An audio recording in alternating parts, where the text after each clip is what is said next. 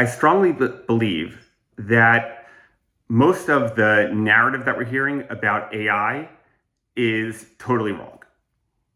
Let me explain. The headlines that we're all reading are that AI is coming for all of our jobs.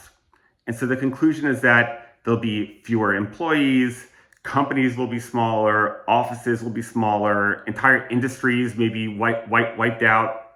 And as a result, the investors and the stock market are totally freaked.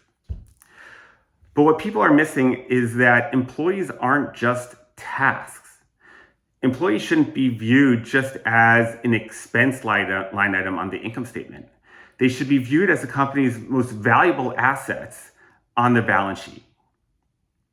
See, every person is born with a particular set of God-given unique abilities. And I've talked a lot about this in the past. These are activities that are energizing, not energy depleting.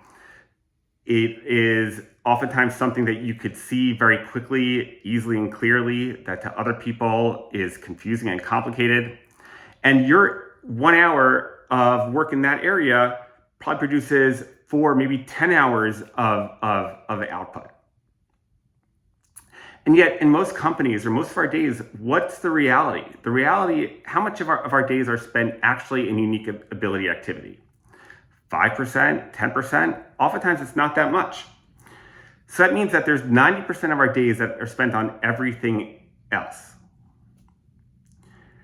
Now, honestly, a lot of that work is, I would call unfit for human consumption. As I say, no one's unique ability is to enter in the same data twice.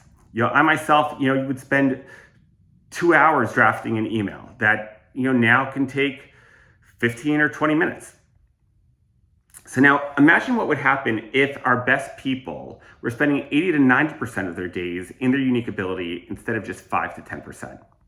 The result would be an explosion of creativity, of productivity, and growth. That's the key point. People are not a problem. People are a goldmine of untapped potential. That is what AI should be used for. It shouldn't be here to replace humans. It should be used to free up time so that humans can do the work that they're uniquely capable of accomplishing.